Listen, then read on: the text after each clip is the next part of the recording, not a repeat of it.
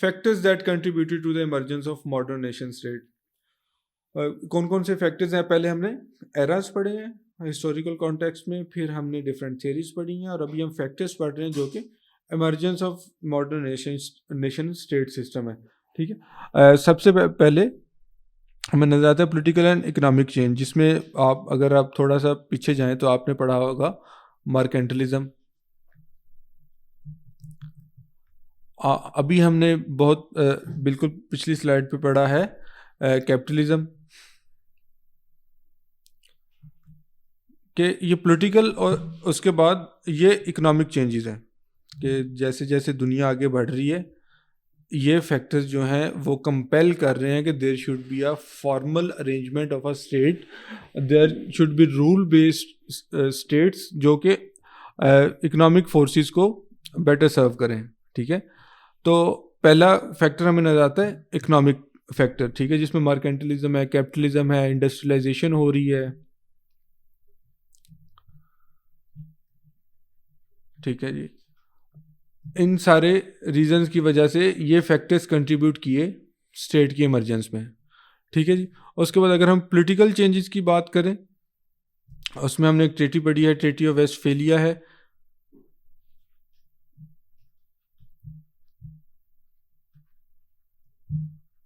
Treaty of Westphalia as a political factor. इसके अलावा अगर हम बात करें उसकी फ्रेंच रेवोल्यूशन की, तो these are the political factors which led towards the creation of या emergence of modern nation state system, के डिफरेंट किस्म के सिनारियोज पॉलिटिकल आना शुरू हो गए और डिफरेंट किस्म के सिनारियोज इकोनॉमिक आना शुरू हो गए which led to the emergence of nation state system. ठीक है, उसके बाद है nationalism. Nationalism is taking pride in your own clan, कि मैं फ्रेंच हूँ, मैं इटालियन हूँ, मैं इंग्लिश हूँ, मैं पाकिस्तानी हूँ, मैं इंडियन हूँ। तो जब आप अपने आप को, जैसे जैसे पॉपुलेशन दुनिया की बढ़ती गई, people started recognizing themselves in a certain area, either it is linguistic, it is cultural, political, social। तो जब ये नेशनलिस्टिक फीलिंग्स आना शुरू होगी, जब वॉर्स होना शुरू हुई, कन्फ्लिक्ट्स होना शुरू हुए, लोगों ने आइडियोलॉजिकल सिमेट्रीज आपस में इकट्ठी बनाना शुरू की, तो nationalism was a major factor which led towards the modern nation state system. ठीक है जी, जिसमें फ्रांस है, इटली है, जो कि पुरानी नेशन स्टेट्स हैं, they can be identified on the basis of culture, language. They speak French, they are French people, they are Italian people.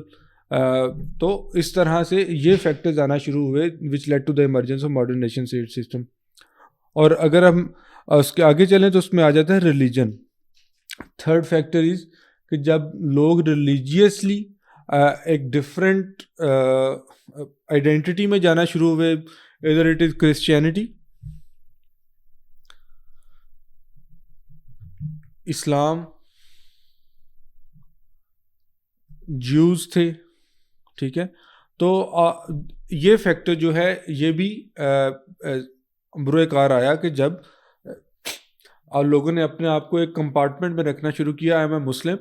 तो जैसे जिसकी एग्जांपल हमें पाकिस्तान नज़र आती है, Pakistan was made on the name of Islam. Jews हैं तो उसकी एग्जांपल हमें इसराइल नज़र आती है। ये क्रिश्चियनिटी की तो बहुत लातादाद स्टेट्स हैं। जब प्रोटेस्टेंट और कैथोलिक रिफॉर्मेशन की हम बात ऊपर कर रहे हैं, प्रोटेस्टेंट रिफॉर्मेशन की नेदरलैंड्स है, स्कॉटलैंड है, इंग्लैंड है। जब ये बनती हैं तो this becomes a major factor कि रिलीजन की बेस पर भी स्टेट्स बनना शुरू हुई। उसके बाद टेक्नोलॉजिकल एडवांसमेंट है कि इसमें आपको एक एग्जांपल मैं बता देता हूँ सबसे बड़ी, जिसमें प्रिंटिंग प्रेस है। इससे आपका सारा लॉजिक क्लियर हो जाएगा कि जब प्रिंटिंग प्रेस आई तो इससे पहले क्या होता था, strictly speaking in the terms of religion, people were dependent on popes और चर्च के, जो वो आपको नरेट कर देते थे हैंड रिटन बाइबल का, you use to believe in that. उसके बाद जब प्रिंटिंग प्रेस आई तो डेमोक्रेटाइजेशन ऑफ रिलीजियस आइडियाज़ हुआ और लोगों के घरों में बाइबल आना शुरू होगी, तो people started thinking of themselves, thinking by themselves के what religion is and what is being taught to them, if it is right और रॉन्ग। तो जिसकी बुनियाद पे आपको प्रोटेस्टेंट रिफॉर्मेशन की एक प्रॉपर मूवमेंट नज़र आती है जिससे स्टेट्स निकलती हैं। और उसके बाद प्रिंटिंग प्रेस से ये तो हो गया रिलीजियस कोनोटेशन को इसने करना शुरू किया, रिलीजियस साइड ऑफ थिंग्स को। उसके बाद अगर हम पॉलिटिकल साइड ऑफ थिंग्स को बात करें तो आप डिफरेंट आइडियोलॉजीज़ में बिलीव कर सकते हैं। फॉर एग्जांपल मार्क्सिज्म थी तो उसकी जो प्रोपगेशन थी it got easier with the invention of printing press. इसी तरह प्रिंटिंग प्रेस के बाद अगर हम रेल रोड्स की बात करते हैं, इस तरह अगर हम डिफरेंट और साइंटिफिक स्टीम इंजन की बात करते हैं, तो इससे process of globalisation kick started और उससे इमरजेंस ऑफ नेशन स्टेट्स आना शुरू होगी।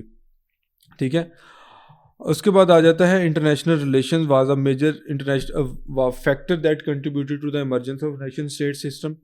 इंटरनेशनल रिलेशन से क्या मीन है, मतलब है कि लोगों ने जब ट्रैवल करना शुरू किया, आइडियाज़ ने ट्रैवल करना शुरू किया, आइडिया से कन्फ्लिक्ट हुए, कन्फ्लिक्ट से क्या हुआ, कन्फ्लिक्ट की रेजोल्यूशन की तरफ लोग गए, डिप्लोमेसी आई,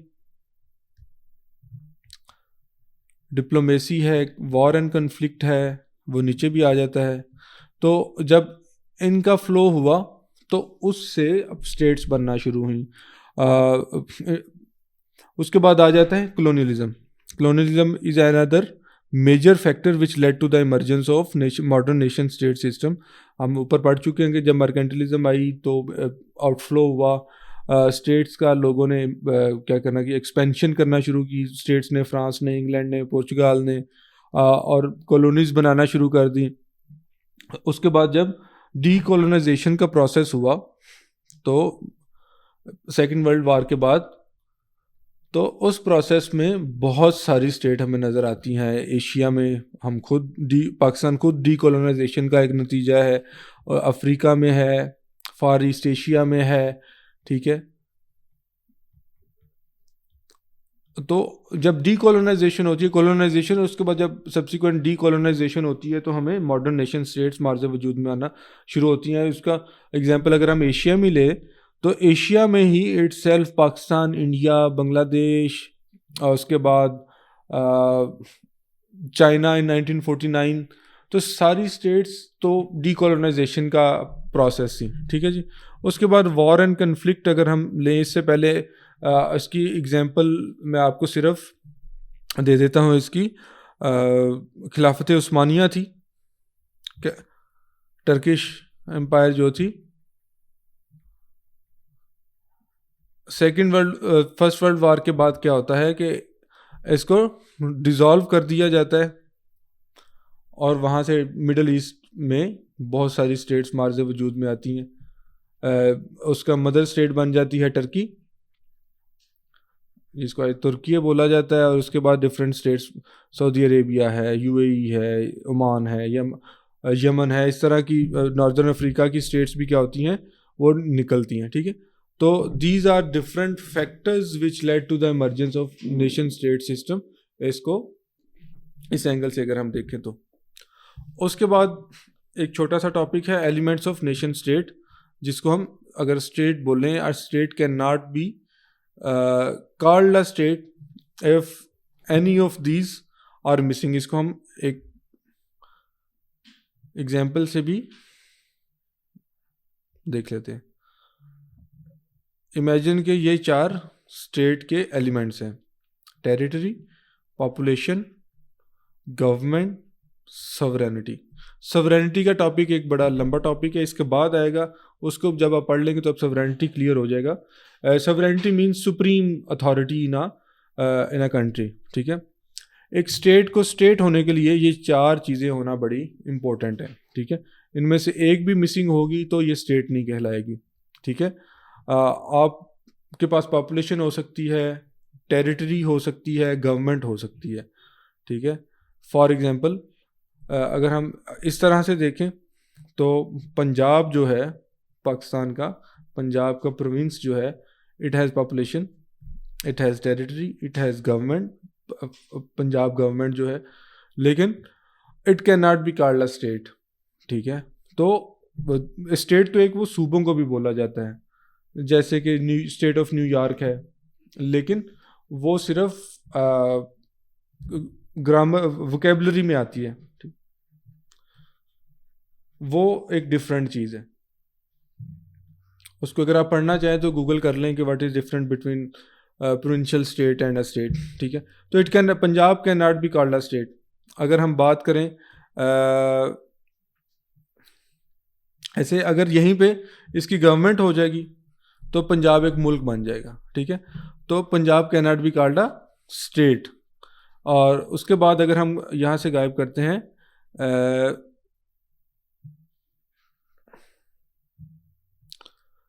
इसकी गवर्नमेंट, ठीक है, गवर्नमेंट गायब करते हैं, और तो अगर यहाँ पे हम अंटार्कटिका लेके आते हैं,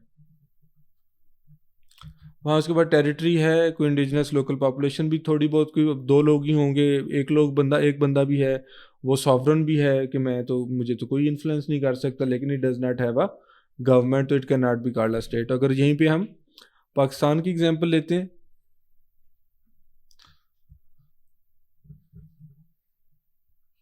it has a territory, it has population, it has government, it has sovereignty, it can make its own laws, it can do whatever it want to do। ठीक है, तो it can be, it is a state। तो ये 4 elements हैं एक state को state कहलाने के लिए। अगर एक भी मिसिंग होगा तो वो स्टेट नहीं होगी। उसके बाद आ जाता है मॉडर्न नेशन स्टेट्स पे थोड़े से क्रिटिसिज्म्स हैं। ठीक है, सबसे पहले कि